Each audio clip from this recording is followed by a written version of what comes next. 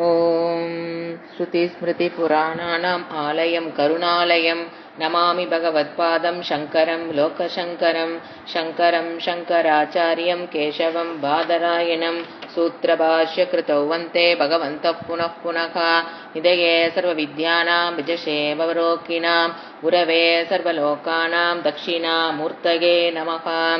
ॐ सहना भवतु सहनौ भुनक्तु सह वीर्यङ्करवावहै तेजस्विनावधीतमस्तु मा विद्विषावहै। ॐ शान्ति शान्ति शान्तिः। दुर्गा सूक्तम्। ॐ जातवेदसे सुनवाम सोममराति यतो निदहाति वेदः सनपश्यदति दुर्गानि विश्वानावेव सिन्धुन्दुरिदात्यग्निः तामग्निवर्णान् तपसा ज्वलन्तीन् वैरोचनीं कर्मफलेषु जुष्टां दुर्गान् देवीकुं शरणमहं प्रपद्ये सुतरसितरसे नमः। अग्ने त्वं पारय नव्यो अस्मान् स्वस्तिभिरति दुर्गानि विश्वा पूष्य पृथ्वी बहुलानवुर्वि भवतोकाय तनयाय शय्योः विश्वानिनो दुर्गः जातवेतसिन्तुन्ननावातुरिदाति पश्ये अग्ने अत्रिवन्मनसा गृणानों स्माकं बोध्यविदा तनुना प्रतनाजीतकुं सकमानमुक्रमग्निहुं कुवेम परमा सतस्तात् सनपश्यदति दुर्गानि विश्वाक्षमदेवो अधिदुरिदात्यग्निः प्रत्नोषि कमीचो अत्वरेषु सनाचहोतनव्यत्सत्सि स्वाञ्चा आग्ने तनुवं विप्रय स्वस्मौभ्यञ्च सौभगमाकजस्व गोपेजुष्टमयि जोनिषिक्तन्तवे एन्त्रविष्णुरनुसञ्चरेम नाकस्य पृष्ठमभि सवसानो वैष्णविल्लोक इहमादयन्तां कात्यायनाक विद्महे कन्याकुमारि धीमहि तन्नो दुर्गे प्रचोदयात्। ॐ शान्ति शान्ति शान्तिः। पतञ्जलि योगसूत्रम्। योगेन चित्तस्य पतेन वाचां मलं शरीरस्य च वैद्यकेन योगागरोत्तमं प्रवरं मुनीनां पतञ्जलिं प्राञ्जलिराणदोस्मि। முதல் பாதம். அதில் நம்ம இன்னும் 2 சாதனா பாதம் போறதுக்கு முன்னால ஃபர்ஸ்ட் சமாதி பாதத்துல கடைசி 2 சூத்திரங்கள் பார்க்க வேண்டியிருக்கு. அதுக்கு போறதுக்கு முன்னால ஒரு என்ன கான்டெக்ஸ்ட்ல நம்ம பார்த்துட்டு இருக்கிறோம் அப்படின்னு பார்த்தீங்கன்னா, அவர் 4 விதமான சமாதி பத்தி சொன்னாரு. ஃபர்ஸ்ட் சவிதர்க்க சமாதி, நிர்விதர்க்க சமாதி, சவிச்சார சமாதி, நிர்விச்சார சமாதி அப்படின்னு என்னன்னு பார்த்தீங்கன்னா, அந்த சமாதிக்கு எதுக்கு இவ்வளவு பேருன்னு பார்த்தீங்கன்னா, ஃபர்ஸ்ட் ஸ்தூல விஷயத்தை எடுத்து வச்சு, கண்ணுக்கு தெரியக்கூடிய விஷயங்களை எடுத்து வச்சு, காதுல கேட்கக்கூடிய சப்தங்களை எடுத்து வச்சு, அதனுடைய சப்தம், அந்த பொருளுக்குண்டான அர்த்தம், அந்த பொருளுக்குண்டான ஞானம், 3ம் இணைந்து ஒன்றாக கற்பனை செய்து மெடிடேஷன் பண்ணுனா, தியானம் பண்ணும்போது அதன் மூலியமாக கிடைக்கிற சமாதிக்கு பேரு சவிதர்க்க சமாதி. அடுத்தது அந்த ஸ்தூல விஷயத்தை எடுத்து வச்சு, சப்தத்தை விட்டுட்டு, ஞானத்தை விட்டுட்டு, அந்த பொருள் அர்த்தம்னா பொருள், அந்த பொருள் மட்டும் இருப்பத மாதிரி தியானம் செய்யும் போது அப்ப கிடைக்கிற அந்த சமாதிக்கு பேரு நிர்விதர்க்க சமாதி. செகண்ட். தேர்டு, சூக்ஷ்மமான விஷயம், கண்ணுக்கு தெரியாத, மனதினால் மட்டும் அறியக்கூடிய சூக்ஷ்மமான விஷயத்தை எடுத்து வச்சு அதனுடைய சப்தம், அந்த பொருள், அர்த்தம், அதனுடைய ஞானம் 3ம் இணைந்திருப்பதை போல் கற்பனை செய்து தியானம் பண்ணும்போது கிடைக்கிற சமாதிக்கு பேரு சவிச்சார சமாதி. அடுத்தது அதே சூக்ஷ்ம விஷயத்தை, அந்த பொருளை எடுத்து வைக்கும் போது எதை மட்டும், அர்த்தத்தை மட்டும் வச்சுக்கிட்டு, அந்த பொருளை மட்டும் மனசுல நினைச்சு அதனுடைய சப்தம், அதனுடைய ஞானம் 2ஐயும் விட்டுட்டு வெறும் சப்தத்தில் மட்டும் லயித்து இருப்பது, அதன் மூலியமாக கிடைக்கக்கூடிய சமாதிக்கு பேரு நிர்விச்சார சமாதி. இத பார்த்துட்டு அவர் என்ன சொன்னாரு, இந்த 4 சமாதியில எது ரொம்ப சிறந்தது, ஏன் சிறந்தது அப்படிங்கிற அந்த ரிதம்பரா மனதை கொண்டு வந்து கொடுக்கும் அப்படின்னா, கடைசியில் சொன்ன பொண்ண நிர்விச்சார சமாதி என்னது, மன அமைதி அடையும். பெஸ்ட் 4ல பெஸ்ட் நிர்விச்சார அதன் மூலியமாக சூக்ஷ்ம விஷயத்தை வெறும் அர்த்தத்தை மட்டும் மனதில் நினைத்து தியானம் செய்து அதன் மூலியமாக கிடைக்கிற சமாதி உயர்ந்தது. அதுதான் உங்களுக்கு என்ன கொடுக்கும்? ரிதம்பரா தத்ர பிரக்ஞா. இந்த ஞானம், பிரக்ஞன ஞானம், அந்த ஞானம் வேதத்தில் சொல்லப்பட்ட இறைஞானத்தை பற்றிய ஞானத்தை பெறுவதற்குண்டான மனநிலை, மன அமைதியை பெறும். ரிதம்பராங்கிறது ஒரு ஸ்டேட் ஆஃப் மைண்ட். அதை சவிச்ச இந்த எது கொடுக்கும்? நிர்விச்சார சமாதி கொடுக்கும் அப்படிங்கறத நம்ம லாஸ்ட் கிளாஸ்ல பார்த்தோம். ரிதம்பராங்கிறது ஒரு ஸ்டேட் ஆஃப் மைண்ட், ஒரு மன அமைதி. அதுலதான் ஞானம், சத்துவகுண பிரதானமான ஒரு மனம் வரும். அதுல ஞானம்ங்கிறது ஏற்படும். அது பார்த்தோம். அடுத்தது இந்த மாதிரி ஒரு சமாதி நிலைக்கு போனதுக்கு அப்புறம் அவர் என்ன சொன்னாரு? சில விஷயங்கள் ஒரு விஷயத்தை எடுத்துக்கிட்டோம்னா, இந்த பவ பிரத்யே சமாதியில பார்க்கும்போது, ஏதாவது சம்சாரத்துக்கு உட்பட்ட சமாதி, அதுல பாத்தீங்கன்னா ரெண்டு என்ன சொல்ற, ஸ்ருத அனுமான பிரக்ஞாபியாம். 49வது சூத்திரம். ஸ்ருத அனுமானம் பிரக்ஞாபியாம் அந்நிய விஷயா, வேறான விஷயங்கள், சாதாரண விஷயத்தை விட வேறான விஷயங்கள் இந்த பிரமாணத்தின் மூலியமாக ஏற்படும் அப்படின்னார். இவ பிரமாணத்தை யூஸ் பண்றாரு அவர். யோகி ஒருத்தர் ஞானின்னு வச்சுக்கலாமே, யோகத்தை மட்டும் யூஸ் பண்ணி சமாதி அடைஞ்சவர் பேர் என்ன? யோகி. அவருக்கு இந்த சமாதியின் மூலியமாக சில அசாதாரண என்ன நடக்கும் விஷயங்கள் அவர்கள் அறிகிறார்கள் பார்த்தோம். அதாவது பிரத்யக்ஷ, நமக்கு இருக்கிறது கண்ணு, பிரத்யக்ஷ பிரமாணம். அதை கடந்து இந்த தானம் பண்ணி தவம் பண்ணி சமாதி நிலைக்கு போனவர்களுக்கு யோக பிரத்யக்ஷ பிரமாணம் ஒன்று கிடைக்கும். ஃபர்ஸ்ட் நமக்கு இருக்கிறது என்னது? பிரத்யக்ஷ, நேரடியான ஞானத்தை கொடுக்கக்கூடிய கண். இப்ப முன்னால கையில புக் இருக்குன்னா புக்கு மட்டும் தெரியும்.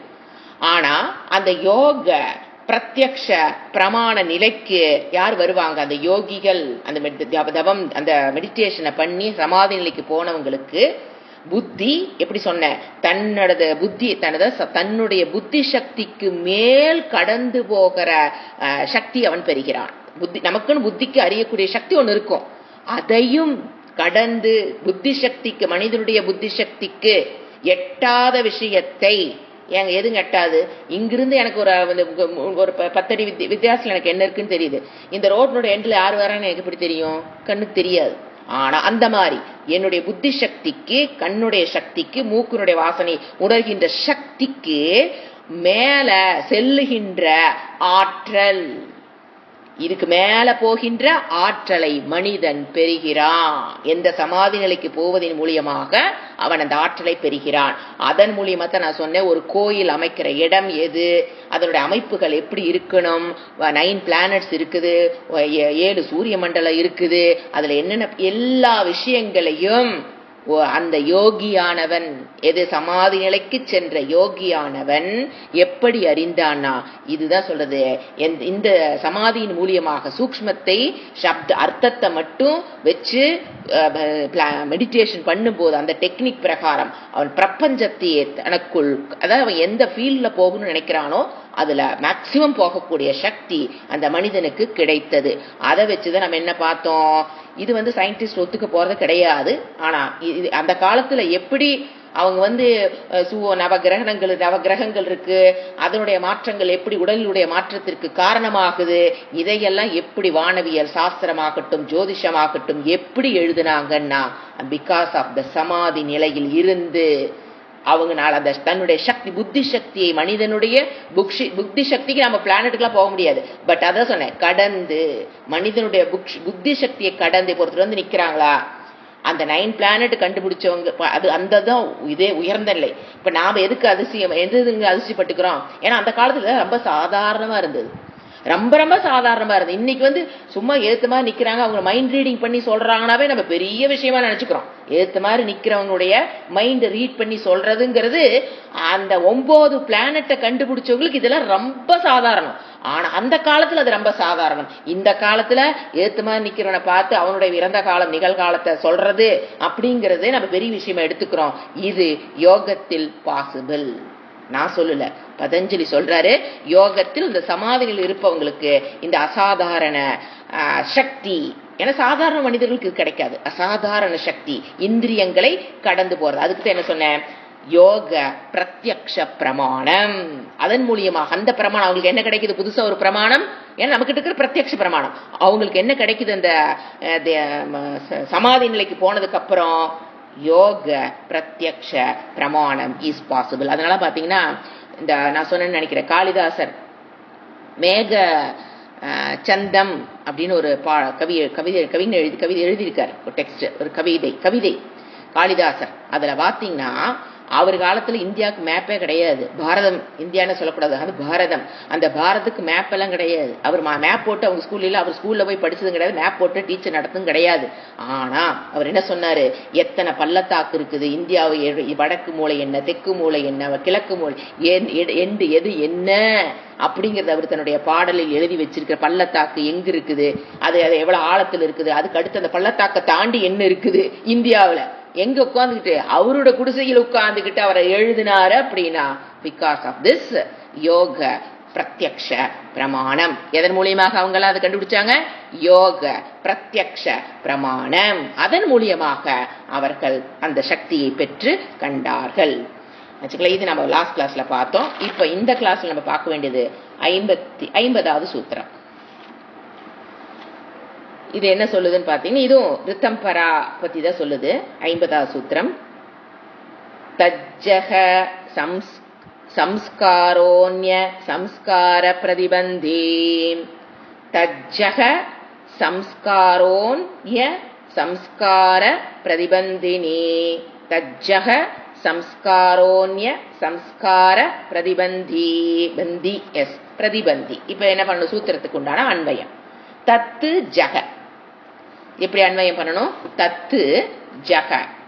தத்துன்னு அந்த இடத்துல இந்த ரிதம்பரா மனம் என்ன அடையுது, இந்த யோகிகள்லாம் எந்த நிலைக்கு போய் அந்த அசாதாரண புத்தி சக்தியை பெற்றார்கள் அல்லோ, அந்த ரிதம்பரா அதன் மூலியமாக அந்த ஸ்டேட் ஆஃப் மைண்ட், அதிலிருந்து ஜக. ஜகன்னா பிறத்தல், பிறந்த, தோன்றிய, அந்த ஸ்டேட் ஆஃப் மைண்டுக்கு போனதுனால அதிலிருந்து, அந்த மைண்டிலிருந்து தோன்றிய, அதனால் அந்த ஞானத்தின் மூலியமாக சம்ஸ்காரக. சம்ஸ்காரம் உங்களுக்கு தெரியும், மனதில் இருக்கிற பதிவுகள். இப்ப நம்ம ஒரு ஸ்வீட் சாப்பிட்றோம் அப்படின்னா அந்த செயல் முடிஞ்சிருக்கும். ஆனா அந்த ஸ்வீட்டினுடைய டேஸ்ட் எங்க பதிவாகுது? நம்மளுடைய மனதில் பதிவாகுது. அதுதான் சம்ஸ்காரக. பதிவுகள். அந்த பதிவு உள்ள போய் என்ன பண்ணும், மறுபடியும் அந்த பதிவுகள் உள்ள இருந்து வெளிவரும்போதுதான் நமக்கு என்ன ஆசை தோணும், அதை போய் சாப்பிடலாம் அப்படிங்கிற எண்ணம் எப்படி வந்து, அந்த ஸ்வீட் கண்ணுக்கு முன்னாலே தெரியல, ஆனா சாப்பிடணுங்கிற எண்ணம் எனக்குள்ள எப்படி வந்ததுன்னா, அந்த பதிவுகள் உள்ள இருந்து வெளியில வரும்போது நமக்கு அந்த ஸ்வீட்டை சாப்பிடலாங்கிற ஆசை வருது. பாத்தீங்களா, அதுக்கு பேரு சம்ஸ்காரக. பதிவுகள், மனதில் இருக்கிற பதிவுகள். அந்நிய சம்ஸ்கார அது என்ன பண்ணுது, இந்த ரிதம்பரா வந்ததுக்கு அப்புறம் அந்நிய சம்ஸ்காரக, இந்த சம்ஸ்காரம், இந்த பதிவு வந்ததற்கு பிறகு, இந்த மனம் இந்த நிலைக்கு, இந்த ஸ்டேட்டுக்கு வந்ததுக்கு அப்புறம் என்ன நடக்குதாமா, அந்நிய சம்ஸ்காரக வேறு எது வேற என்ன சொல்றது, ராக துவேஷம் மலம் ஆச்சரியம் சொல்ற பாத்தீங்களா, இந்த மாதிரி தேவையற்ற ஆசுரி சம்பத்து, இந்த மாதிரி எல்லா பதிவுகளையும் பிரதிபந்தி அது என்ன பண்ணுது, தடுக்கிறது. இந்த ஒரு ரிதம்பராங்கிற நிலைக்கு மனம் வந்ததுக்கு பிறகு இங்க என்ன நடக்குது, மற்ற நினைவுகள் வந்து அவரை தொந்தரவு செய்யாது. ஏன்னா சமாதின்னு என்னங்க, எண்ணங்கள் அற்ற நிலை. நீங்க எண்ணங்கள் எப்ப வரும், ஒண்ணு கண்ணு காது மூலியமாக இந்திரிய பிரத்யட்சமாக நமக்கு ஒரு எண்ணங்கள் வரும். அதையெல்லாம் கண்ட்ரோல் பண்ணி ரூம்ல போய் கதை தலை போட்டு உட்கார்ந்துட்டோம் அப்படின்னா மறுபடியும் உள்ள என்ன ஆகுது, ஒரு எண்ணம் ஓடுது. அது யாரு காரணம், என் மனதில் நான் வச்சிருக்கிற பதிவுகள் தான் என்ன ஆகுது, திருப்பி ரிவைண்ட் ஆகி ஓடுது. பாத்தீங்களா, அந்த மாதிரி உள்ள இருக்கிற பதிவுகள் வெளியில வந்து வருவதை அது தடுக்கிறது. எது, அந்த சமாதி ரிதம்பரா நிலைக்கு வந்த மனதில் பதிவுகள் வந்து தொந்தரவு செய்யாது. அதனால பதிவுகள் வெளியில வராததுனாலதான் அவங்க எந்த நிலையில் இருக்காங்க, சமாதி. வச்சுங்களா. சோ இது பாத்தீங்கன்னா இந்த ரிதம்பரா மனம் என்பது யோகிகளை நம்ம பார்த்தோம். இப்ப ஞான மார்க்கத்துக்கு வர்றவங்களுக்கு, ஏன்னா இதெல்லாம் அவாந்தர பலன். இது ஒரு மனிதனுடைய லட்சியம் அல்ல. 9 கோள்களை இங்க உட்கார்ந்து கண்டுபிடிக்கிறதுங்கிறது மனிதன் அதற்காக இந்த சரீரத்தை எடுத்துக்கிட்டு வரல. ஆனா யோகங்கிற பாதையில் நடந்து செல்லும் போது இதெல்லாம் என்னது, போனஸ். இதுல உட்கார்ந்துடக்கூடாது. இதை தாண்டி எங்க வரணும், ஞான மார்க்கம், சப்த பிரமாணம், வேத பிரமாணம். அங்கு வரும்போது இந்த ரிதம்பரா மனநிலையில் ஒருவன் ஞான காண்டத்துக்குள் உபனிஷத்துக்களை கற்றுக்கொள்வதற்கு வந்தான் என்றால் அவனுக்கு அது ஈஸியா புரியும். அது புரிதலில் என்ன வராது, கஷ்டம் வேற. He is a very qualified mind. அது இறைவனுடைய ஞானத்தை ஈஸியாக பெற்று அதில் தொடர்ந்து நிற்க முடியும். மனம் பலப்பட்டிருக்கும், மனதில் இருக்கிற கிளேசங்கள் விலகி இருக்கும். அதனால அவர் பெற்ற ஞானத்தை தப்புன்னு என்ன பண்ணிக்கலாம், ஞானமும் ஞான நிஷ்டையும் மிக மிக எளிது. யாருக்கு? ரிதம்பரா மனநிலைக்கு வந்தவன். அவங்க யோகியாக இருந்து காலத்தை கழிச்சுட்டாங்கன்னா அது வேஸ்ட். ஏன்னா இங்கிருந்து 9 பிளானட்டையும் கண்டுபிடிச்சு எழுதுனதுக்கு அப்புறம் இறந்தாங்கன்னா ஞானத்துல அவங்க அப்போ என்ன, அஜ்ஞானத்தோடு இறக்கும் போது மறுபடியும் அவங்களுக்கு பிறவி உண்டு.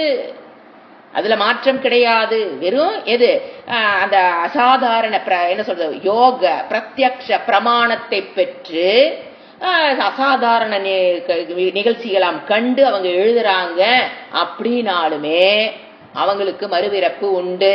ஏன்? அவங்க அஜ்ஞானத்திலிருந்து, எந்த அஜ்ஞானம்? ஆத்ம அஜ்ஞானத்தை பற்றி அவர்கள் பெறாததின் காரணமாக அவர்களுடைய சம்சாரம் தொடரும். அதனாலதான் அவருக்கு 15 என்ன பேர் வச்சாரு? பவ பிரத்யய சமாதிப்பா. இது எல்லாமே 4 என்னது? பவ சம்சாரத்துக்கு உட்பட்ட சமாதி. பெட்டர் சம்சாரியா இருக்கலாம். ஏன்னா சாதாரணமா இருக்கவங்களுக்கு 10 அடி தான் கண்ணுக்கு தெரியுதுன்னா அவருக்கு 1000 அடியில் இருக்கிற ஒரு பொருள் கண்ணுக்கு தெரியலாம். அப்ப என்ன அர்த்தம்? he will be a better samsari only. he cannot be a ஞானி. ஆச்சுங்களா? அதை விட்டு அந்த அவாந்தர பலனில் மூழ்கி விடாமல் அதை விட்டுட்டு எங்க வர்றாங்க, ஞான மார்க்கத்துக்குள் வந்தாங்கன்னா அந்த ரிதம்பரா state of mind is a very qualified mind to get ஞானம், ஞான நிஷ்டை. மோக்ஷம் is very easy to obtained அப்படிங்கிறது பதஞ்சலி சொல்றார். அதுதான் அடுத்த அதை சொல்லி முடிக்கிறார் 51வது ஸ்லோகத்தோட சூத்திரத்தோட. உங்களுக்கு இந்த பாதம் முடிவடையுது. அதை படிக்கிறேன். சோ என்ன தெரிஞ்சுக்கணும்? யோக அபியாசம், பதஞ்சலி சொன்ன இந்த தியான அபியாசம் அல்லது யோக அபியாசேன நாம எது வரைக்கும் தெரிஞ்சுக்கலாம் அப்படின்னு பாத்தீங்கன்னா, அப் டு பிரகிருதி லெவல், சூக்ஷ்ம பிரபஞ்சம் முழுவதையும் கண்டுகொள்ளுகின்ற எந்த ஏரியா போகணும்னு நினைக்கிறோமோ அது வரைக்கும் போகலாம். எதுல? சூக்ஷ்ம பிரபஞ்சத்துடைய அதையும் அறியலாம், ஸ்தூல பிரபஞ்சத்தினுடைய கடைசி வரைக்கும் அவர்களால் காண முடியும், கேட்க முடியும். புரிஞ்சுங்களா? இது அவங்களுடைய எது மூலியமாக? யோக அபியாசேன. அதே அவங்க திருப்பி சப்த பிரமாணேன இந்த வேதத்துக்குள்ள வந்தாங்கன்னா தான் ஆத்மாவை பற்றிய ஞானம், என்னை பற்றிய அறிவை அவர்கள் அடைய முடியும். இப்ப யோக அபியாசத்தின் மூலியமாக அந்த யோகி எது வரைக்கும் போறான்? ஹோல் சூக்ஷ்ம பிரபஞ்சத்தையும் ஹோல் ஸ்தூல பிரபஞ்சத்துக்கும் எங்க வேணாலும் ரீச் ஆக முடியும், எங்க என்ன நடக்குதுன்னு அறிய முடியும். இது அல்டிமேட். பட் இஸ் நாட் ஞானி, he has to born again. அதுதான் ரெண்டையும் இது பண்ணி சொல்லிட்டாரு. இப்ப அடுத்தது என்ன சொல்றாரு? கடைசியா என்ன சொல்லி முடிக்கிறாரு? தஸ்யாபி நிரோதே சர்வ நிரோதானிர் பீஜ சமாதி. பீஜம் அந்த இடத்துல வீண் இருக்கு, பீஜ சமாதி, நாட் பீஜம். என்ன சொல்றாரு? தஸ்யாபி நிரோதே சர்வ நிரோதானிர் பீஜ சமாதி. நிர்பீஜ சமாதி, நிர்பீஜ பி தேர்ட் பா. தஸ்யாபி நிரோதே சர்வ நிரோதான் நிர்பீஜ சமாதி. அன்வயம் எப்படி பண்ணோம்? தஸ்ய அபி நிரோதே, அதாவது தஸ்ய அபி, அதாவது பந்தத்திற்கு என்ன சொல்ற, சம்சாரத்திற்கு உட்பட்ட பந்தத்திற்கு உட்பட்ட சமாதி நிரோதே. அதை விட்டுட்டு ஏதே ஸ்தூல பிரபஞ்சம் முழுவதையும் சூக்ஷ்ம பிரபஞ்சம் முழுவதையும் கண்டுகொள்கின்ற அதை விட்டுட்டு, அதான் சொல்றாரு. இது விஷயம் நாம் இதற்காக பிறக்கலை. ஸ்தூல சரி இது சூக்ஷ்ம பிரபஞ்சம் ஸ்தூல பிரபஞ்சம் முழுவதையும் அந்த பந்தத்திற்குட்பட்ட அத்தனை பந்தத்துக்குட்பட்ட சமாதியை நீக்கிவிட்டால் அந்த சமாதி எது வரைக்கும் நம்ம அந்த சமாதியின் மூலியமாக நம்ம எது வரைக்கும் போக முடியும்? சிருஷ்டி செய்யப்பட்ட அனைத்து ஸ்தூல சூக்ஷ்ம பூதங்க பிரபஞ்சத்தையும் அறிகின்ற சக்தியை நீக்கிவிட்டால், நிரோதேன என்னங்க? நீக்கிவிட்டால் அதுல விட்டுட்டு எங்க வரணும்? சர்வ நிரோதாத், எல்லாம் என்ன நடக்குது அப்போ? அந்த என்டையர் அந்த பிரபஞ்சத்தை விட்டதுனால எல்லா மித்யா சர்வம் எல்லாமே எல்லாரையும் விட்டு விட்டதால், எதை விட்டுட்டாம? ஹோல் சூக்ஷ்ம பிரபஞ்சத்தையும் விட்டாச்சு, ஹோல் ஸ்தூல பிரபஞ்சையும் விட்டதால், விடுவதால். ஏன்னா பஞ்சமி விடுவதிலிருந்து, அதை எல்லாத்தையும் விடுவதிலிருந்து என்ன கிடைக்குது அவனுக்கு? நிர்பீஜ சமாதி. என்ன கிடைக்குது அவனுக்கு? என்ன சொல்றாரு அவரு? என்ன கிடைக்கும் உங்களுக்கு? நிர்பீஜ சமாதி. அதாவது சமாதிகள், நிர்பீஜ சமாதின்னு என்னன்னு பாத்தீங்கன்னா, அவனுக்கு அந்த எண்ணங்கள் இருக்கிற பதிவுகளை அழிக்க முடியாது. நிர்பீஜ சமாதிங்கிறதுக்கு ஞானம். அந்த ஞானத்தை பெற்றதற்கு அப்புறம் அதுக்கு கிடைக்கிற அந்த சமாதிக்கு பேரு நிர்பீஜ சமாதின்னு பேரு. ஆச்சுங்களா? அப்ப என்ன ஞானத்துக்கு பிறகு என்ன நடக்குதுன்னா, மனதில் இருக்கிற எண்ணங்களை நாசம் செய்தல். மனதை நாசம் செய்யல்ங்கிற வேர்டு அடிக்கடி நம்ம அங்கங்க பாக்குறோம். மனதை நாசம் செய்தல் அப்படின்னா என்னன்னா இதுதான் நிர்பீஜம். நிர்பீஜம்னாலும் மனதை நாசம், நாங்க மனதை அழித்தல் அல்ல. மனோநாசம் அப்படின்னா என்னன்னு கேட்டீங்கன்னா, மனதில் இருக்கிற பதிவுகள் அதை அழிக்க முடியாது. அது ஈஸ்வரனுடைய சிருஷ்டி, பதிஞ்சதுதான், அதை மாற்ற முடியாது. அது வெளியில வர்றதுதான். ஏன்னா இதெல்லாம் ஈஸ்வர சிருஷ்டி, மாற்ற முடியாது. அழிச்சு அப்படியே ரப்பர் எடுத்தெல்லாம் அந்த பதிவுகளை ஞானம்ங்கிற ரப்பரை கொண்டு எல்லாம் அழிக்க முடியாது. அப்ப என்ன நடக்குது மனோநாசம்னா, உள்ள இருக்கிற பதிவுகள் இருக்கும், அது அப்பப்ப ஏதோ ஒரு பொருளை கனெக்ட் ஆகி அது வெளியில வரலாம். வந்தாலும் எந்த இடத்தில் எழுந்ததோ அந்த செகண்டை, எந்த நேரத்தில் அது எழுந்ததோ அதே க்ஷணத்தில் அது என்ன ஆயிரும்? தொந்தரவு செய்யாமல் காணாமல் போய்விடும், மறைந்து விடும். அந்த எண்ணம் என்ன ஆயிரும்? காணாம போயிடும். இதுதான், அதுக்கு பேரு தான் மனோநாசம். ஏன்னா மனோநாசம்னா இப்ப சமாதியில நடக்கிறதுக்கு பேரு மனோநாசம் சொன்னா, மனதை நாசம் பண்ணதெல்லாம் சுவிட்ச் ஆஃப் த மைண்ட், எண்ணங்கள் இல்லாத நிலை மனோநாசம் நான் நினைச்சுக்கிறோம். அது சமாதியில் கரெக்ட். சமாதி எது? பவ பிரத்யய சமாதி, சம்சாரத்துக்கு உட்பட்ட சமாதியில் நம்ம என்ன பண்றோம்? மனோநாசம், எண்ணங்கள் அற்ற நிலை. எந்த பொருளை நினைச்சீங்களோ அந்த அர்த்தத்தை மட்டும் அப்படியே அந்த மயமாகுதல். அங்க என்ன நடக்குது? மனோநாசம். ஏன்னா எண்ணங்கள் இல்லாத நிலை வருது. அது மோட்சம் அல்ல, அது டெம்பரரி. மோட்சத்தின் மூலியமாக கிடைக்கக்கூடிய நிர்பீஜ சமாதி என்பது 24x2 வித்தியாசம் நான் சொல்ல போறேன். ஜஸ்ட் இன்ட்ரோடக்ஷன் மட்டும் பண்றேன். நிர்பீஜ சமாதி, பீஜ சமாதினா சம்சாரத்துக்கு உட்பட்ட சமாதி, எண்ணங்கள் அற்ற நிலையில் கொஞ்ச நேரம் இருந்துட்டு இந்த மாதிரி அவாந்தர பலனையெல்லாம் பெறலாம், பெறாமலும் இருக்கலாம். அது சவிபீஜ, பீஜ சமாதி. நிர்பீஜ சமாதிங்கிறது ஞானத்தின் மூலியமாக கிடைக்கக்கூடிய ஒரு சமாதி. அந்த சமாதிங்கிறது கண்ணை மூடி உட்கார்ந்து அடக்கி கொண்டு, இந்திரியங்களை அடக்கி கொண்டு உட்கார்ந்து செய்யறதுனால் கிடைக்கக்கூடிய சமாதி அல்ல. ஞானத்தின் மூலியமாக கிடைக்கக்கூடிய சமாதி உபாய பிரத்யய சமாதி. அப்படின்னா என்னன்னா, விழித்து கொண்டிருக்கும் போதே சமாதி நிலையில், ஞான நிலையில் ஞான நிஷ்டா. அதுக்கு தான் ஞான நிஷ்டான்னு பேரு. ஞான நிஷ்டான கண் விழித்துக் கொண்டு காதுகளை கேட்டுக்கொண்டே உள்ள இருக்கிற பதிவுகள் வெளியில வந்து கொண்டிருக்கும் பொழுதே எதுவும் தொந்தரவு பண்ணாத நிலை, அதுதான் நிர்பீஜ சமாதி. புரிஞ்சுங்களா? இப்ப 2 சமாதி நம்ம பார்க்கலாம். ஒன்னு சம்சாரத்திற்கு உட்பட்ட தியானத்தின் மூலியமாக கிடைக்கக்கூடிய சமாதி. இது யாருக்கு வேண்டுமானாலும் ஏற்படும். யாரு? யோகி, தவம் பண்றவங்க, அந்த சமாதி நிலைக்கு போனவங்களுக்கு யாருக்கு வேண்டுமானாலும் இந்த பவ பிரத்யய சம்சாரத்துக்கு உட்பட்ட சமாதி கிடைக்கும். அடுத்தது, இது எதை சார்ந்திருக்கிறது? இப்ப நான் சொல்ற கண்டிஷன்ஸ் எல்லாம் பவ பிரத்யய சமாதி, சம்சாரத்துக்கு உட்பட்ட சமாதி, மனோநாசம் அடைந்த நிலையில் அவாந்தர பலன்கள் பெறலாம், பெறாமலும் இருக்கலாம். இந்த சமாதி அடைஞ்சிட்டோம்னா அந்த அவாந்தர பலன் இங்கிருந்து 100 அடிக்கு அப்புறம் என்ன இருக்குன்னு தெரியணுங்கிற அவசியம் இல்லை. தெரியலாம், தெரியாமையும் இருக்கலாம், அது மேட்டரே அல்ல. அந்த சமாதி யாருக்கு ஏற்படும்? யோகி. இந்த இந்த யோகத்தில் ஈடுபட்டவனுக்கு அது இது யாருக்கு வேணாலும் ஏற்படலாம். யாருக்கு ஏற்படும்? யோகி. அடுத்தது, அது எதை சார்ந்து இருக்குது அந்த சமாதி? யோக அபியாசம். திருப்பி திருப்பி அபியாசம் பண்ணுவதை அதை சார்ந்திருக்கிறது. அந்த சமாதி யோக அபியாசத்தை சார்ந்தது. சம்சாரத்துக்குட்பட்ட மனோநாசமாகிற சமாதி.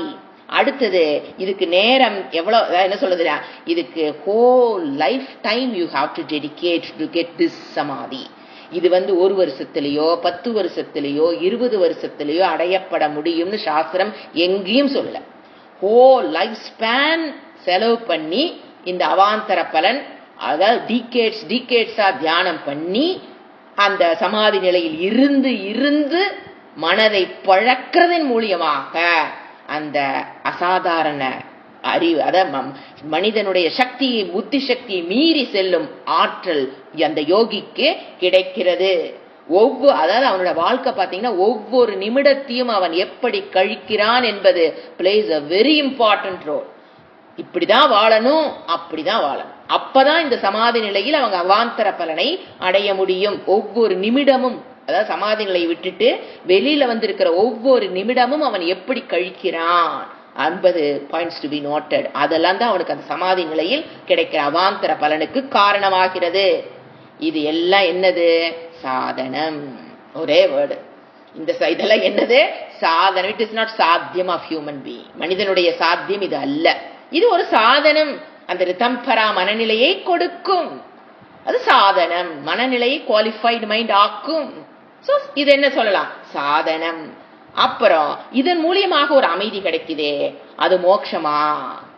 பெரிய கேள்வி இல்லைங்களா? இதன் மூலியமாக எனக்கு என்ன, கண்டிப்பா என்ன கிடைக்கும்? மன அமைதி.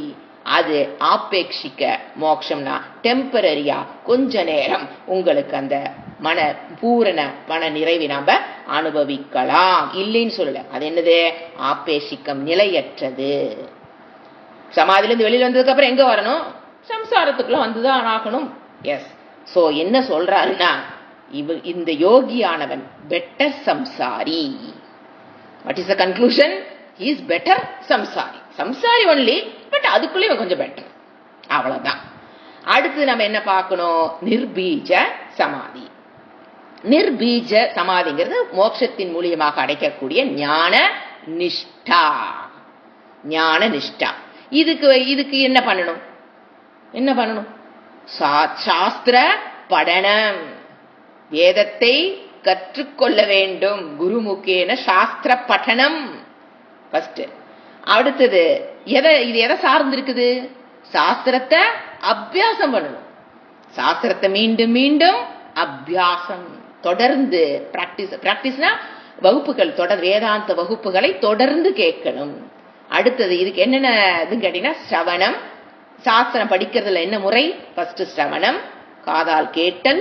மனனம், அதில் இருக்கிற சந்தேகங்களை நிவர்த்தி செய்தல். நிதித்தியாசனம், அந்த எதை கற்றோமோ அதில் நின்று பழகுதல். மனதை புதிதாக பெற்ற ஞானத்தில் நின்று மனதை பழக்குதல். அதுதான் நிதித்தியாசனம். அதுக்கெல்லாம் முன்னாடி நிறைய சொல்லலாம். இதெல்லாம் நேரடியான சாதனம் இல்லைங்களா? எதை பெறுவதற்கு? அந்த நிர்பீஜ சமாதி மோட்சத்தை பெறுவதற்கு இதெல்லாம் நேரடியான சாதனம். மறைமுகமான சாதனம் என்னது? கர்மயோகம், சாதன சதுஷ்டய சம்பத்தி.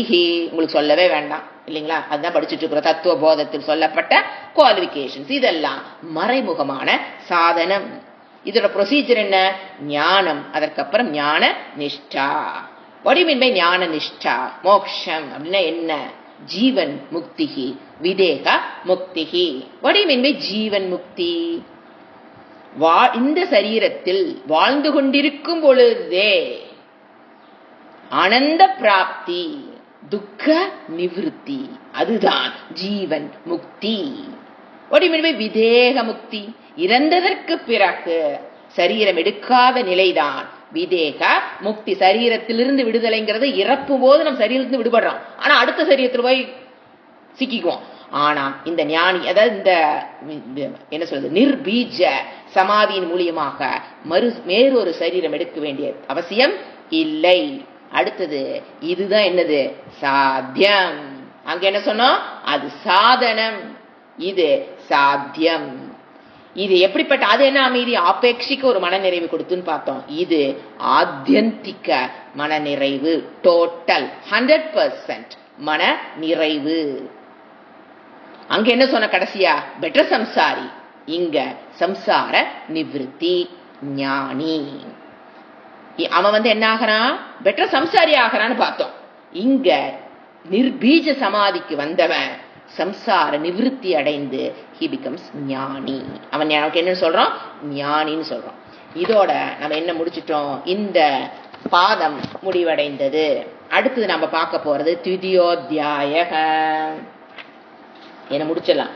இது பதஞ்சலி விரச்சிதே யோகசூத்ரே பிரதம சமாதி சம்பூர்ணம். அடுத்தது சாதனா பாதக அத த்விதியோத்யாய, இரண்டாவது அத்தியாயம் சாதனா பாதக. மொத்தம் பாத்தீங்கன்னா இதுல பதஞ்சலியில 197 சூத்திரங்கள் இருக்கு. அதுல ஃபர்ஸ்ட் பாதத்துல இப்ப எவ்வளவு முடிச்சிட்டோம், 51. இப்ப படிக்கிற இந்த சாதனா பாதம் இரண்டாவது பாதத்துல 55 சூத்திரங்கள் இருக்குது. இங்க என்ன பேசுறார், சாதனம். ஹெட்டிங்கே பாருங்க, சாதனம். ஃபர்ஸ்ட் ஹெட்டிங் என்ன பார்த்தோம், சமாதி. சமாதியெல்லாம் டீட்டெயில என்னன்னு பார்த்து முடிச்சுட்டு சொல்லி முடிச்சிட்டாரு. இப்ப பாத்தீங்கன்னா ஹையர் லெவல் எடுத்தோன்னு சொல்லிட்டாரு.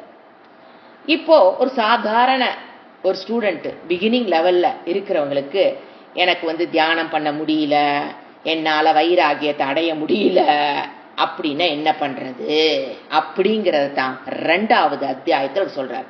அப்போ முதல் அத்தியாயம் பாதம், அத்தியாயம் சொல்லக்கூடாது பாதம், முதல் பாதம் யாருக்குன்னு பாத்தீங்கன்னா உத்தம அதிகாரிக்கு. உத்தம அதிகாரிக்கு முதல் பாதம் முடிஞ்சது அவருக்கு. மத்தியம அதிகாரிக்கு செகண்ட் பாதத்தை அவர் சொல்றாரு. மத்தியம அதிகாரினா தியானம் செய்ய முடியல, வைராகியத்தை என்னால பெற முடியலங்கிற ஸ்டேஜ்ல இருக்கிறவங்களுக்கு அவர் இறங்கி நமக்கு உதவுகிறார். அதுதான் இதனுடைய ஆரம்பிக்கிறதுக்கு காரணமே. என்னால தியானம் பண்ண முடியல, என்னால அது கான்சன்ட்ரேஷன் கிடைக்க மாட்டேங்குது, இல்ல என்னால வைராகியத்தை பெறவே முடியலன்னு கஷ்டப்படுறாங்க பாத்தீங்களா, அவங்களுக்காக எழுதப்பட்டதுதான் சாதனா பாதக.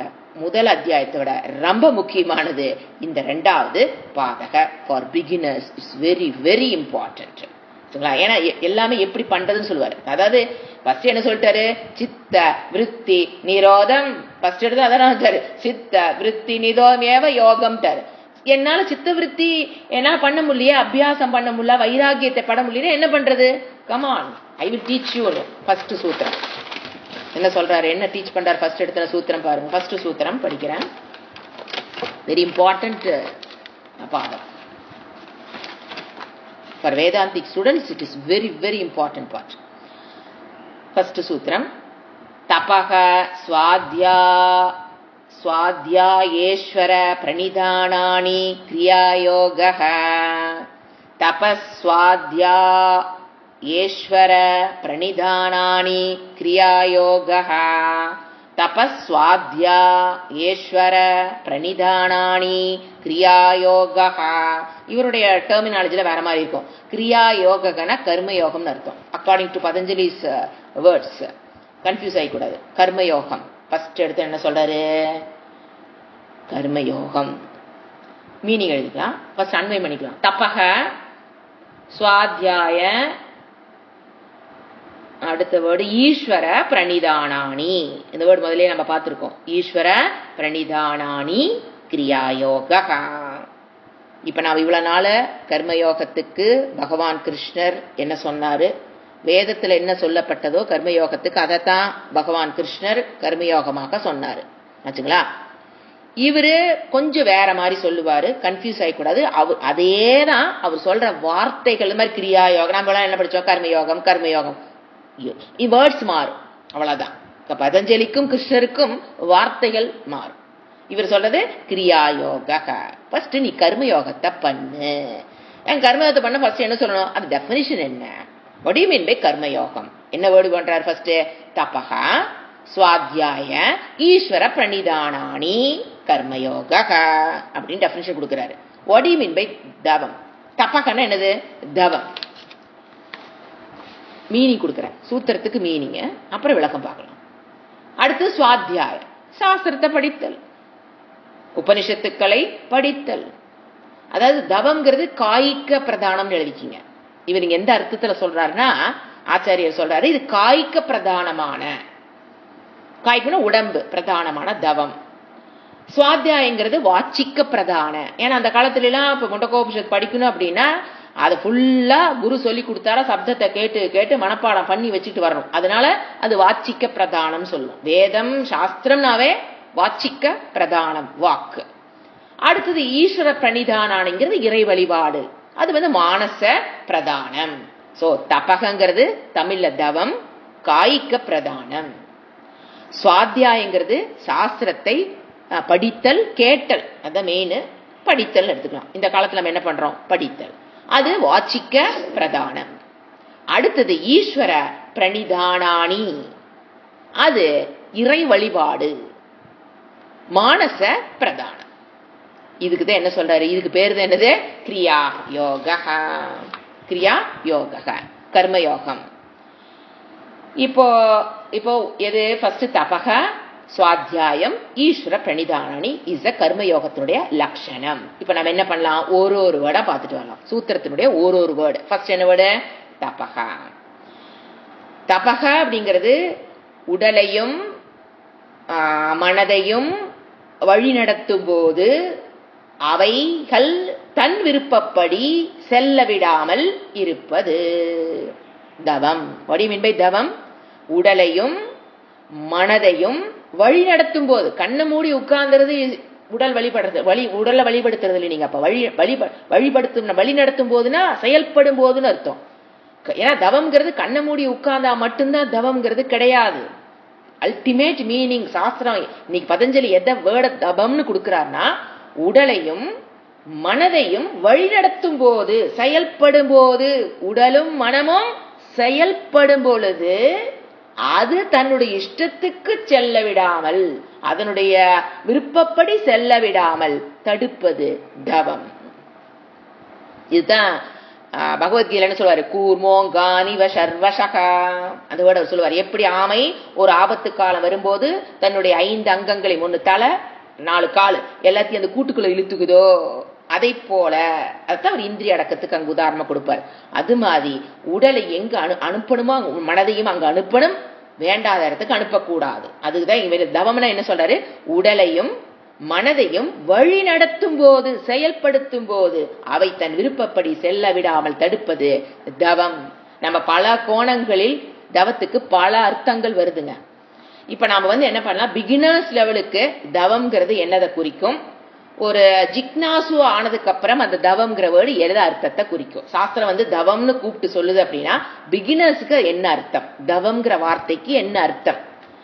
ஜிக்னாசுனா பாத்தீங்கன்னா ஞாத்தும் இச்சுகு ஜிக்னாசு, இந்த ஞானத்தை நான் அடைந்து அறிந்தே தீர வேண்டுங்கிற வெறி வந்தவன் ஜிக்னாசு. அது ஒரு பெரிய காலப் டைம் இல்லைங்களா? ஃபர்ஸ்ட் மோக்து மிச்சுகு முமுக்ஷுகு, நான் இந்த சம்சாரத்திலிருந்து விடுபடணுங்கிற ஆசை மட்டும் இருக்கிறவனுக்கு பேர் முமுக்ஷு. அதுக்கப்புறம் அவன் சாஸ்திரத்தை படிச்சு உள்ள குவாலிபிகேஷனா வளர்த்தி எல்லாம் ரெடியாகி கடைசி ஸ்டேஜ் என்னது? ஜிக்னாசுனா நான் அறிந்தே தீர வேண்டும் வித் குவாலிபிகேஷனை வச்சுக்கிட்டு நான் இதை அறிந்தே தீர வேண்டும். ஞாத்தும் இச்சுகு ஜிக்னாசுகு. அவங்கிட்ட சொல்லும் போது சாஸ்திரம் தவம்ங்கிறதுக்கு வேற அர்த்தத்தை கொடுக்கிறது. யார்? இறைவன் கொடுக்கிறார். புரியுங்களா? இப்போ பிகினர்ஸ் நம்ம பார்க்கலாம். ஏன்னா இங்க யாரை நம்ம எடுத்துக்கணும்? பிகினர்ஸ். ஏன்னா என்னால தானம் பண்ண முடியல, என்னால வைராக்கியத்தை பெற முடியலைங்கிறவன் ஜிக்னாசு அங்க இருப்பாரு? கிடையாது. அப்போ இவர் யாரத்தான் இவருடைய பார்வையில் இவர் யாருக்கு சொல்றாரு? பிகினர்ஸ். சோ பிகினர்ஸ் லெவல்ல எது தவம் அப்படின்னு பாத்தீங்கன்னா, உணவில் கட்டுப்பாடு, வாக்கில் கட்டுப்பாடு, இந்திரிய கட்டுப்பாடு, மனம் எந்த விஷயத்திலும் அடிமையாகாமல் இருப்பது தவம். தவம் நம்ம சொல்லுவோம். சரிங்களா? இது பிகினர்ஸ் லெவல். ஜிக்னாசு லெவல்ல சாஸ்திரம் இறைவன் நம்மை பார்த்து தவம்ங்கிற வேர்டு யூஸ் பண்ணார்னா, உபனிஷத் என்ன அர்த்தம்னு கேட்டீங்கன்னா, உபனிஷத்துக்கள் என்ன பண்ணுது?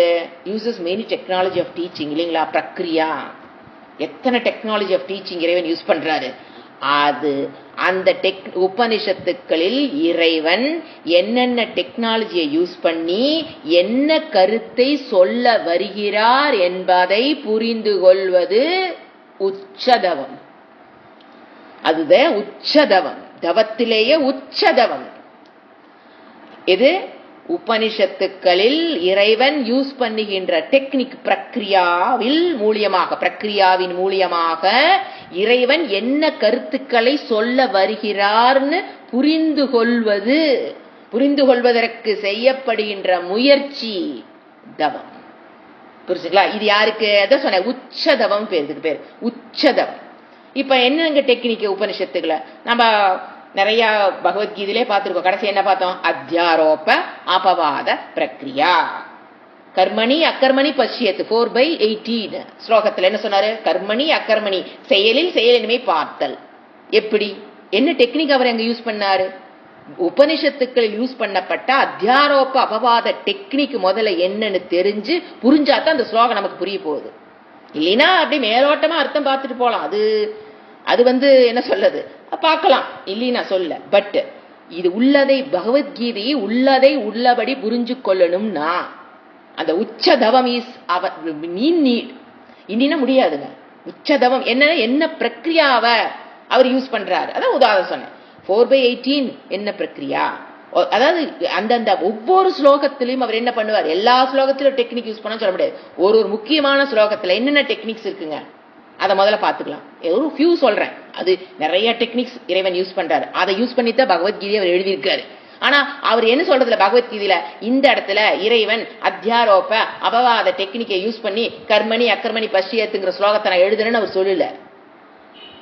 இதை யார் ரெண்டையும் லிங்க் பண்ணி கொடுக்கறதாரு? சங்கரரை போன்ற ஆச்சாரியர்கள் தான் நமக்கு லிங்க் பண்ணி கொடுப்பாங்க. நமக்கு 1-2 எட்டும் இல்லைன்னு நம்ம சொல்லல. 1-2 எட்டும் இது வருதுன்னா கட்டோபனிஷத்தை நம்ம படிச்சிருக்கோம். வாசாம்சி இது கட்டோபனிஷத்தை முடிச்சதுக்கு அப்புறம் அதுல இருக்கிற அந்த வாசாம்சி ஜீர்ணானியதா விகாய அப்படின்னு படிக்கும்போது நமக்கு கொஞ்சம் லிங்க் ஆகும். அங்க யார இதை எங்க கட்டோபனிஷத்தில் இறைவன் யூஸ் பண்ணதுதான் பகவத்கீதையில் கிருஷ்ணர் சொல்றாரு. அந்த மாதிரி என்ன அது எதுக்காக இந்த டெக்னிக், என்ன டெக்னிக் பார்க்கலாம். ஃபர்ஸ்ட் காரணம் சும்மா பேர் மட்டும் சொல்லி வைக்கிறேன். அது நீங்க இதுக்குள்ள வந்தாதான் புரிஞ்சுக்க முடியும். ஜஸ்ட் நேம் மட்டும் சொல்றேன். ஏன்னா இது உச்சதவம்ட்டாரு. எது ஜிக்னாசுக்கு உபனிஷத்துக்களில் என்ன பிரக்ரியாவை யூஸ் பண்ணுதோ அதை புரிந்து இறைவன் என்ன சொல்ல வராருன்னு தெரிஞ்சுக்கிறது தான் உச்சதவம். அப்ப என்னென்ன பிரக்ரியா? காரண காரிய பிரக்ரியா. மார்னிங் பேட்ச் அட்டன் பண்றவங்களுக்கு இதுல மனப்பாடமா என்ன வச்சிருப்பீங்க? காரண காரிய பிரக்ரியா, திருக் திருஷ்ய பிரக்ரியா, அத்தியாரோப அபவாத பிரக்ரியா, பஞ்ச கோஷ பிரக்ரியா, அவஸ்தாத்ரய சாட்சி பிரக்ரியா. இப்படி சொல்லிட்டே போலாம். சும்மா நான் பயமுறுத்த விரும்பல, அதோட நிறுத்திக்கலாம். இந்த மாதிரி டெக்னிக்ஸ் யார் யூஸ் பண்றா? இறைவன். எதுக்குங்க யூஸ் பண்றாரு? ஆத்ம அனாத்மா விவேகத்துக்கு. ஆத்மா அனாத்மாவை பிரித்து அறிவதற்காக இறைவன் யூஸ் பண்ண டெக்னிக். இதெல்லாம் உபனிஷத்துக்கள் எல்லா இடத்துலயும் இருக்கு. நீங்க மார்னிங் கூட பார்த்தோம் பாத்தீங்களா? என்ன பார்த்தோம்? பந்தம் மோக்ஷம் மித்யா. எப்படி பந்தம்ங்கிறத மித்யாவோ அதை போல மோட்சமும் அதே அதை என்ன சொல்றது? ஒரே ரியாலிட்டியில தான் பந்தத்தை, எந்த ரியாலிட்டியில் பந்தம் இருக்குதோ அதே ரியாலிட்டியில் தான் மோட்சம் இருக்குங்கிற லாஜிக் நம்ம புரிஞ்சுக்கிட்டோம் பாத்தீங்களா இன்னைக்கு மார்னிங்? அதை போல இந்த மாதிரி டெக்னிக்ஸ் எல்லாம் அதுதான் உச்சதவம். என்ன கருத்துக்களை இறைவன் சொல்ல வரா? இப்ப நீங்க இந்த பிரக்ரியாவை யூஸ் பண்ணி நீங்க புரிஞ்சுக்கிட்டீங்கன்னா யூ ஆர் டூயிங் உச்சதவம். இதுக்கு மீறி யார் சொல்றா? பதஞ்சலியே சொல்றாரு, இதுக்கு மீறின தவம் உலகில் இல்லை, இல்லவே இல்லை. அடிச்சு சொல்லலாம், இதுக்கு மீறின தவம் உலகில் இல்லை. மற்றதெல்லாங்க அதெல்லாம் அப்படியே எல்கேஜி யூகேஜி லெவலுக்கு வர்ற தவம். ஏன்னா பிகினர்ஸ்காக இருந்தா நம்ம என்ன சொல்லுவோம்? உணவில் கட்டுப்பாடு, வாக்கில் கட்டுப்பாடு, இந்திரிய கட்டுப்பாடு, மனம் கட்டுப்பாடு, மனம் எதுக்கும் அடிமையாக கூடாது. இதெல்லாம் யாருக்கு? பிகினர்ஸ். ஃபார் என்ன சொல்றது, ஹையர் லெவல் ஆஃப் வேதாந்திக் ஸ்டூடெண்ட்ஸுக்கு, ஜிக்னாசுக்கு எது தவம்னா பிரக்ரியாவின் மூலியமாக இறைவன் எதை சொல்ல வர்றாரோ அதை புரிஞ்சுக்கும் போதுதான் you come to the higher level of Vedanta. புரியுதுங்களா? இப்ப இவர் நான் உங்களுக்கு புரியறதுக்காக அப்படி ஒண்ணு இருக்குங்கிறதுக்காக நான் சொன்னேன். இப்ப இவர் யாரை டச் பண்றாரு? பிகினர்ஸ். அப்ப பிகினர்ஸுக்கு தவம்னா என்ன? ஏதாவது நான் ஒரு 9 பாயிண்ட் கொடுக்குறேன் ஷார்ட்டா, நீங்க அதை மெமரைஸ் பண்ணிக்கலாம். ஃபர்ஸ்ட், ஆலசிய நிவிருத்தி. தவம் ஃபார் பிகினர்ஸ். இங்க பதஞ்சலி யாருக்கு சொல்றாரு? பிகினர்ஸுக்கு தான் அந்த வார்த்தை யூஸ் பண்றாரு. First word ஆலசிய நிவிருத்தி. ஆலசியனாங்க சோம்பேறித்தனத்திலிருந்து விடுபடுதல். நிவிருத்தி என்னங்க? விடுபடுதல். ஃபர்ஸ்ட் தவம். ஒவ்வொரு மனிதனுக்கும் இது நீங்க ஆன்மீக பாதையில் வேதாந்தத்தை புரிந்து கொள்வதற்காக மட்டுமல்ல, சாதாரண வாழ்க்கையில் வெற்றி பெற வேண்டும் என்றாலும் ஒரு மனிதன் எதிலிருந்து விடுபட்டிருக்கணும்? தமோகுண பிரதான ஆலசிய. தமோகுண பிரதான ஆலசிய நிவிருத்தி. இது சோம்பலிலிருந்து விடுபடுதல். இதுக்கு என்னங்க பண்ணலாம்? அத சுவாமிஜி சொல்லுவாரு, எப்பாவது எனக்கு மத்தியானம் தூக்கம் வர மாதிரி இருக்கா. ஒரு ஸ்டூடெண்ட் கேட்கறாங்க, மத்தியானம் சாப்பிட்டா எங்களுக்கு கொஞ்சம் தூக்கம் வர மாதிரி இருக்குங்க. ஏன்னா கிளாஸ் அப்போ வேதாந்தி கிளாஸ் ஒரு 3 o'clock to 2:30 to 3:30 என்னமாங்க ஆசிரமத்தில் கிளாஸ் வச்சிருப்பாங்க. 2:30 to 2:45 to 3:40. எஸ், என்ன தெரியுங்களா? பிரம்மசூத்திர கிளாஸ். அப்போ ஒரு ஸ்டூடெண்ட் கேட்கிறாரு, எங்க மத்தியானம் அப்படியே கொஞ்சம் இந்த மாதிரி தூக்கம் வர மாதிரி இருக்கே, என்ன அந்த மாதிரிலாம் நீங்க என்ன சுவாமி பண்ணுவீங்க? சுவாமிஜினா தூக்கம் வராதெல்லாம் நினைக்கூடாதுங்க. அவங்களுக்கு தூக்கம் வரும். கிளாஸ் கேட்கும்போது அவங்களுக்கு தூக்கம் வரலாம். நைட் ஃபுல்லா தூக்கமே வச்சுக்கோங்க. காலையில உட்காந்து கிளாஸ் நடத்த கூட தூக்கம் வந்து. ஸோ அப்படி இருக்கும்போது என்ன பண்ணுவீங்க? சுவாமிஜி டக்குன்னு ஒரு நிமிஷம் கூட யோசனை பண்ணாம போய் ஒரு தண்ணி ஒரு சொம்பு 2 சொம்பு எடுத்து ஊத்திட்டு போட்டு வந்துடுவேன், குளிச்சிருவேன், அவ்வளவுதான், நீ பண்ணிப்பாரு அப்படிம்ப. ஜஸ்ட் ஒன்னும் பண்ண வேண்டாம். தூக்கம் வர மாதிரி இருக்கு, இப்ப எனக்கு வரக்கூடாது, கண்ட்ரோல் பண்ணணும். சாப்பிட்டோன்னே எனக்கு தூக்கம் வரணும், உடனே போய் என்ன பண்ணிரு, ஒரு குளியில போட்டு, அது எப்பவா இருந்தாலும் சரி, ஒரு தண்ணி எடுத்து 2 சொம்பு தலையோட ஊத்திட்டு வந்துட்டுனா ஐ பேக் டு என்ன சொல்றது நார்மல் நான் வந்துடுவேன் அப்படின்னு ஒரு பேச்சுல சொல்லுவார். சோ அந்த மாதிரி ஆலசியத்தின சோம்பேறித்தனத்துல நம்ம இருக்கிறோம்னு நமக்கு தெரியும் போது அதுல இருந்து விடுபடுவதற்கு என்ன பண்ணணும்? காலையில நேரத்துல எந்திரிக்கணும், குளிக்கணும், வீடெல்லாம் சுத்தம் பண்ணிக்கணும், சாமி ரூம் கிளீன் பண்ணணும், சாமி விளக்கு, இதெல்லாம் எதுக்கு? சோம்பேறித்தனத்திலிருந்து விடுபடுவதற்கு.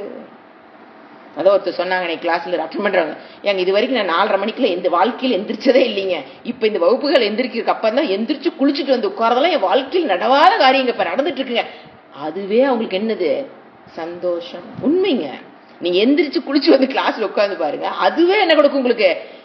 உங்களுடைய சந்தோஷத்துக்கு எப்ப எந்த காரணம் உள்ள இருக்காது, வெளியில இருக்காது. உங்களுக்கு சந்தோஷத்தை கொடுக்கக்கூடிய வஸ்துக்கள் எதுவுமே இல்லாமல் அந்த டைம் அந்த ஒரு சந்தோஷத்தை கொடுக்கும் சொல்றாங்க. அது உண்மை. குளிச்சுட்டு வந்து உட்கார்ந்தேன்னா எனக்கு அப்படி இருக்கு, அவ்வளவு நல்லா இருக்கு. என்ன காரணம்? சத்துவகுண பிரதானமான மனது. ஏன் காலைல எழுந்து குளிக்கிறோம்? என்ன ரீசன்? அது நேரத்துல எந்திரிச்சு. ஏன்னா சோம்பேறித்தனத்திலிருந்து விடுபடுதல். எப்படி விடுபடுதல்? நீங்க நல்லா 8 மணி வரைக்கும் தூங்கிட்டு அப்புறம் அப்படியே லேசா ஒரு 9 மணிக்கு 10 மணிக்கு குளிச்சீங்கன்னா அந்த தமோகுணம் சாயங்காலம் வரைக்கும் நீங்க ஒரு தமோகுண பிரிடாமினேட்டா மனிதனாகத்தான் வாழ முடியும். If you change your guna from tamo to rajo, first rajo தான் வரணும். ரஜோ டு தான் நீங்க எங்க போக முடியும்? சத்துவகுணத்துக்கு போக முடியும். அப்போ சத்துவகுணத்துக்கு நீங்க போகணும் அப்படின்னா என்ன பண்ணணும்? என்னென்ன டெக்னிக்ஸ் ஆச்சாரியெல்லாம் யூஸ் பண்ணாங்க பார்க்கணும். அவங்க எப்படி இவ்வளவு சுறுசுறுப்பா இருக்காங்க பார்க்கணும். அதிகாலையில் எழுதல் சத்துவகுண பிரதானத்தை தூக்கி விடும். அந்த 4 to 5 எந்திரிக்கிறதே உங்களுக்கு பிரதானமான சத்துவகுணத்தை தூக்கி விடும். அப்புறம் குளிக்கிறது, ஒரு சாமி விளக்கேத்துறது, சாமி கும்பிடுறது, 5 மணிக்குள்ள கவுப்புல உட்கார்றது, அதுவே சத்துவகுண பிரதானத்தை தூண்டிவிடும். சத்துவகுண பிரதானமான மனம் அமைதியையும் ஆனந்தத்தையும் டெஃபினட்டா அனுபவிக்கும். No doubt in that. எதுவுமே தேவையில்லை, மனம் தானா ஆனந்தமா இருக்கும். அப்ப இந்த வகுப்புகளை கேட்கும் போது அது என்ன பண்ணுது? மறுபடியும் 5 to 6 வகுப்பு உங்களை மறுபடியும் இன்னும் சத்துவகுணத்தை இன்னும் ஒரு லெவலுக்கு தூக்கி விட்டுரும். பேட்டரி சார்ஜ் என்னது அந்த ஃபுல் சார்ஜ் ஏறிச்சுன்னு வச்சுக்கலாம். அந்த பேட்டரிஸ் நைட் வர வரைக்கும் அந்த பேட்டரி 0 ஆகாம உங்களை காப்பாற்றும். திருப்பி அடுத்த நாள் routine, day by day, week by weeks, month after month, years after year, இதை பண்ணி பாருங்க. வாக்கால் விளக்க முடியாத அனுபவம். சத்துவகுண பிரதானத்தை எப்போ 24/7 வச்சுக்கிறது எப்படி? ஆலசிய நிவிருத்தி. அடுத்து என்ன சொல்றாரு? ஆசனம். இதெல்லாம் எந்திரிச்சாப்பட்டு பத்தாது. ஆசனம்னு என்ன தெரியுங்களா? முடிந்த அளவுக்கு உடற்பயிற்சி, நடைப்பயிற்சி கண்டிப்பாக அவசியம். எழுந்திருச்சு குளிச்சுட்டு கிளாஸ் அட்டன் பண்ணோமா உடனே அடுத்து என்ன பண்ணிடணும்? உடற்பயிற்சி கொஞ்ச நேரம் பண்ணணும். ஆசனம். இதெல்லாம் எதுக்கு நம்ம படிக்கிறோம்? தவம் ஃபார் பிகினர்ஸ். ஃபர்ஸ்ட் ஆலசிய நிவிருத்தி, 2வது ஆசனம் உடற்பயிற்சி. கண்டிப்பா எங்க வாரத்துக்கு ஒரு நாள் பண்ணா போதுமா? டெய்லி சாப்பிட்றோம் இல்லையா? டெய்லி உடற்பயிற்சி. அடுத்தது சௌச்சம், 3வது தவம். சௌச்சியம் தவம்ங்கிற வேர்டு எதுக்கெல்லாம் போடுறோம்னா இதெல்லாம் இயற்கையாகவே இந்த குணத்தோடு இதோட மனிதன் பிறத்திருக்கிற அவசியம் கிடையாது. பிறக்கிறதும் கஷ்டம், வளர்த்தி கொள்ளலும். இஷ்டப்பட்டு கஷ்டப்பட்டு வளர்த்தி கொள்ள வேண்டிய பாயிண்ட் தான் படிச்சுட்டு இருக்கிறோம். மூணாவது சௌச்சம், உடல். சப்தம் சுத்தம். உடல், நம்ம சுத்தி இருக்கிற இடம், ஆடை, வீடு, இதையெல்லாம் சுத்தமா வச்சுக்கணும். சுத்தமா வச்சுக்கிறோம் அப்படின்னா நீங்க எதை சாக்ரிஃபைஸ் பண்றதுக்கு ரெடியா இருக்கணும்? காலம் கொடுக்கணும், அப்பதானே சுத்தமா இருக்கும். உழைப்பு, சில சமயம் பணம், இதுவும் தேவைப்படும். சுத்தமா வச்சுக்கிறேன்னா என்ன வேணும்? மூணும் தேவை.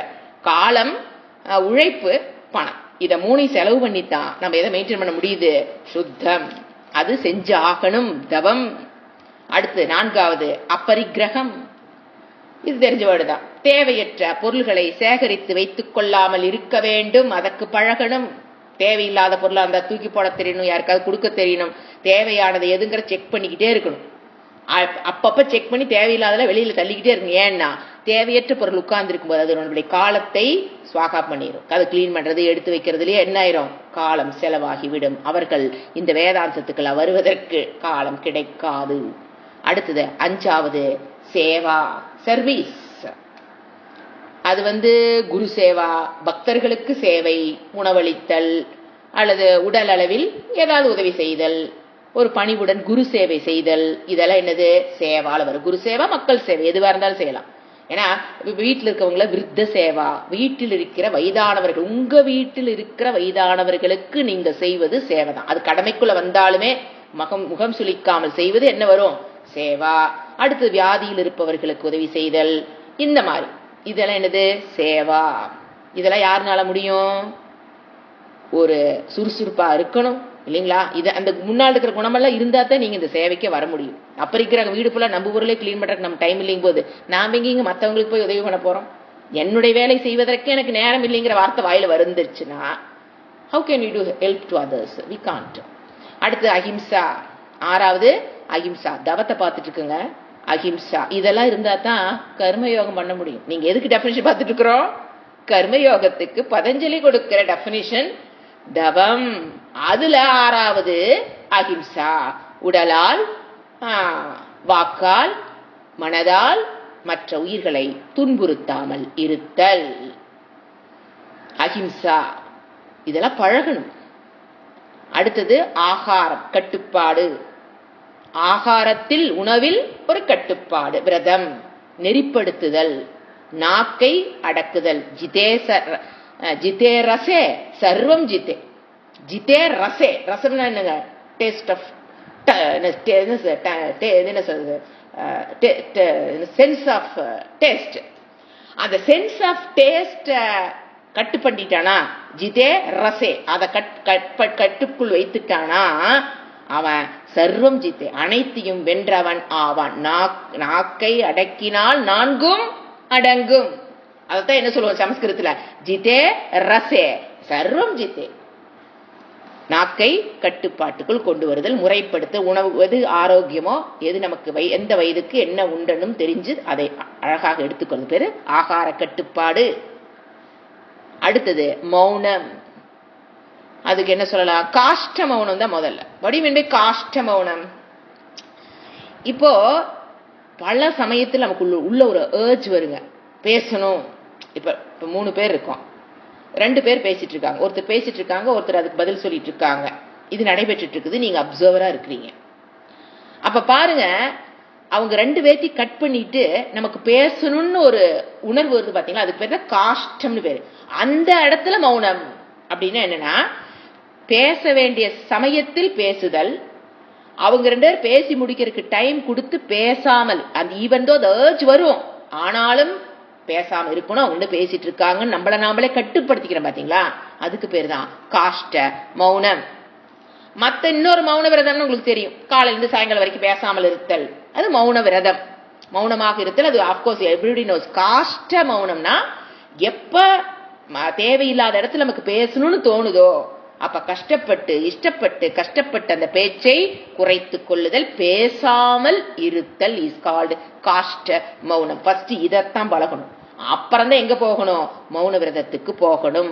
செய்கை கூட பண்ணாத விரதத்துக்கு போகணும். சில பேர் நான் வாய் பேச மாட்டேன்னு சொல்லி கையில அப்படி இப்படி ஆட்டி நம்ம உசுர வாங்கிடுவாங்க. அதெல்லாம் அதுக்கு பேர் மௌனமே கிடையாது, நோ கம்யூனிகேஷன். அதுக்கு பேர் தான் மௌன விரதம். அடுத்தது யாத்ரா. யாத்திரைன்னா நம்மளோட கலாச்சாரத்துக்கு பாத்தீங்களா, செருப்பு அணியாம கோயிலுக்கு போறது, பழனிக்கு போய் நடந்து போறது, இந்த மாதிரி யாத்திரைகள் செல்வது தவம். இப்ப என்னென்ன பார்த்திருக்கோம்? ஃபர்ஸ்ட் வேர்டு பார்த்திருக்கோம். சூத்திரம் என்ன? தபஹா சுவாத்தியாய ஈஸ்வர பிரணிதானானி கிரியாயோக. கிரியாயோகம்னா கர்மயோகம்னா என்னன்னா, இந்த தவம் எல்லாம் கற்று பழக்கத்துக்கு கொண்டு வரணும். என்னென்னா 8, 9 வேர்டு பை வேர்டு ஒப்பிக்கிறதுல எந்த பிரயோசனம் இல்லை. வாழ்க்கையில் இதை எல்லாத்தையும் கொண்டு வந்தாதான் உங்களால கர்மயோகத்தை பண்ண முடியும். கர்மயோகம் பண்ணுங்கன்னா அதெல்லாம் நாங்க பண்ணிட்டு தாங்க இருக்கோம். ஒரே வார்த்தையில சொல்லிடுறீங்க, அதெல்லாம் நாங்கெல்லாம் பண்ணிட்டு தான் இருக்கோம். என்ன இதெல்லாம் பண்ணியாச்சா? இதெல்லாம் பண்ணினாதான் கர்மயோகம் சித்திக்கும். அது வரைக்கும் என்னங்க பண்றோம்? நாங்க முயற்சி செஞ்சுட்டு இருக்கீங்கன்னு வேணா சொல்லுங்க. கர்மயோகம் பண்ணிட்டு இருக்குன்னு சொல்லாதீங்க. கர்மயோகத்துக்கு முயற்சி செய்யறேன்னு சொல்லுங்க, ஒத்துக்கலாம். கர்மயோகம் பண்ணிட்டேன் அப்படின்னா இதெல்லாம் டிக் போட்டிருக்கணும். எது? ஆலசிய நிவர்த்திரு, ஆசனம், சௌச்சம், அபரிகிரகம், சேவா, அஹிம்சா, ஆகார கட்டுப்பாடு, மௌனம், வாய் கட்டுப்பாடு, மௌனம், யாத்ரா, இது எல்லாமே தவமாக இருந்து வெற்றி பெற்றால் தான் யூ கேன் டூ கர்மயோகாங்கிறது பதஞ்சலியுடைய வாக்கு. அடுத்து என்ன வேர்டு? சுவாத்தியாய. உங்களுக்கு நிறைய கேள்விப்பட்டிருப்பீங்க. சுவாத்தியாயம்னா இது வாச்சிக்கம். இவ்வளவு நாள் பார்த்தால உடம்புல செய்யக்கூடியது, இது வாச்சிக்கம். வாச்சிக்கம்னா இப்ப சுவாத்தியாயம்னா என்னென்ன வரும்னு சொல்றேன். ஃபர்ஸ்ட் மந்திர ஆவர்த்தி. நீங்க இந்த ஹோமம் செய்யும்போது சொல்லுவாங்க இந்த வார்த்தையை, மந்திர ஆவர்த்தி. 11 டைம்ஸ் ஆவர்த்தி பண்ணலாமா? அதுதான் ஆவர்த்தினா ரிப்பீட்டட் சேயிங் ஆஃப் அ மந்திரா. ஜபம், கிட்டத்தட்ட ஜபம். நேத்து கிளாஸ்ல பார்த்தோம் பாத்தீங்களா? அந்த மாதிரி ஓம் நம சிவாய, ஓம் நமோ நாராயணாய, அந்த மந்திரத்தை எடுத்து வச்சு ஆவர்த்தி 108 டைம்ஸ் சொல்றது. இது என்னது? மந்திர ஆவர்த்தி. இதுக்கு பேர் என்ன சொல்லுவோம்? சுவாத்தியாயம். ரெண்டாவது குரு முக்கேன சாஸ்திர படனம். அதுக்கு பேரும் சுவாத்தியாயங்க. குரு முக்கேன, குருவின் மூலியமாக சாஸ்திரத்தை படனம், படித்தல். இப்ப நான் சொல்லுங்களா, ஓம் பத்ரங்கர்ணே விஷ்ணு யாம தேவாக அப்படின்னு நீங்க திருப்பி ஓம் பத்ரங்கர்ணே விஷ்ணு யாம தேவாக, அது அதர்வண வேதத்தினுடைய இது. அப்ப அது திருப்பி சொல்றது, அது என்னதான்? சுவாத்தியாயம். அடுத்தது பிரணவ மந்திராதி, பிரணவ மந்திரத்தை மட்டும் எடுத்து வச்சு ஓம்கார ஜபம் பண்ணுதல், அது என்னதான்? சுவாத்தியாயம். பிரணவ மந்திரத்தை ஜபம் பண்ணுதல், அதுவும் சுவாத்தியாயம். ஏன்னா சுவாத்தியாயம்னு இத்தனை அர்த்தம் வரும். அடுத்தது அஹிம்சை, அதுவும் என்னது? சுவாத்தியாயம். என்ன தெரியுங்களா? மற்ற உயிர்களை துன்புறுத்தாமல் இருத்தல். அது எங்க வருது? வாச்சிக்க. ஏன்னா இதெல்லாம் வாச்சிக்கமா அவர் எடுத்து சொல்றாரு. இப்ப சுவாத்தியாயங்கிறது வாச்சிக்கமா எடுத்தோம்னா வாக்கால். வாக்கால் என்ன சுவாத்தியாயம்? நீங்க சொல்ற மாதிரி மந்திர ஆவர்த்தி பாக்குறது, குருமுக்கேன சாஸ்திரத்தை படிக்கிறது, பிரணவ மந்திரத்தை சப்தமா சொல்றது, அல்லது எந்த மந்திரத்தையும் காயத்ரி மந்திரத்தை சப்தமா சொல்றது, இதெல்லாமே சுவாத்தியாயம் வரும். அடுத்தது அதே வாச்சிக்க தவம் அப்படிங்கும் போது, வாச்சிக்க இதுன்னு சொல்லும் போது, வாக்கின் மூலியமாக சொல்லும் போது அஹிம்சாயை ஃபாலோ பண்ணுவதும் சுவாத்தியாயம். என்னது? மற்றவர்களை வாக்கால் துன்புறுத்தாமல் இருத்தலும் சுவாத்தியாயம். ஏன் எங்க வருது சுவாத்தியாயம்? வாச்சிக்கம். அப்ப மற்ற உயிர்களை வாக்கால் துன்புறுத்தாமல் இருத்தல், அது என்னதான் இதுக்குள்ள வரும். அடுத்தது மௌனம்னா தேவையில்லாத இடத்தில் பேசாமல் இருத்தலும் சுவாத்தியாயத்துக்குள்ள வரும். எப்படிங்க சுவாத்தியாயத்துக்குள்ள இதெல்லாம் ஆட் ஆகுதுன்னா, சுவாத்தியாயம்ங்கிறது சாஸ்திரம் படித்தல், கேட்டல், வாச்சிக்கமாக எடுத்துக்கொள்ளும் போது அந்த வாச்சிக்க தவத்தையும் இதுல ஆட் பண்ணிக்கிறோம். அவ்வளவுதான். புரிஞ்சுக்கலாம்? மந்திரத்தை பண்றது, ஜபம் பண்றது, வேத உபனிஷத்துக்களை படனம் பண்றது எல்லாமே சுவாத்தியாயம். ஓதுதல், ஜென்ரலா சுவாத்தியாயம்னா ஓதுதல். ஆனா இங்க வாச்சிக்கமாக எடுத்துக்கிறதுனால வாக்கு மூலியமா என்னென்ன தவம் நமக்கு வருது? 2. 1 அஹிம்சை, வாக்கால் மற்றவங்களை துன்புறுத்தால் இருக்குது. நம்ம இந்த இதுக்குள்ள புரிஞ்சுக்கணும். அடுத்தது மௌனம், தேவையற்ற இடத்தில் பேசாமல் இருத்தல். ஃபுல் டே பேசாமல் இருத்தல் சொல்ல வரல, காஷ்ட மௌனம். அதுவும் எங்க வரலாம்? சுவாத்தியாயத்துக்குள்ள. அடுத்தது ஈஸ்வர பிரணி, 3வது வேர்டு வந்துட்டோம். ஈஸ்வர பிரணிதானம். இது நாம் முதல்ல போன பாதத்திலே படிச்சிருக்கோம். லவ் அண்ட் அஃபெக்ஷன் டுவர்ட்ஸ் பகவான், பக்தி. இந்த இடத்த கொஞ்சம் விசாரம். ஏன்னா நம்ம ரமணர் இது உபதேசசார படிக்கிறதுனால இது அந்த இடத்துல இருந்து அப்படியே லிங்க் பண்ணிக்கலாம். பக்தினா என்ன, பாசம்னா என்ன, அதை நம்ம அடுத்த கிளாஸ்ல பார்க்கலாம். ஓம் சாந்தி சாந்தி சாந்தி. ஹரிஹி ஓம். ஸ்ரீ குருப்யோ நமஹ. ஹரிஹி ஓம்.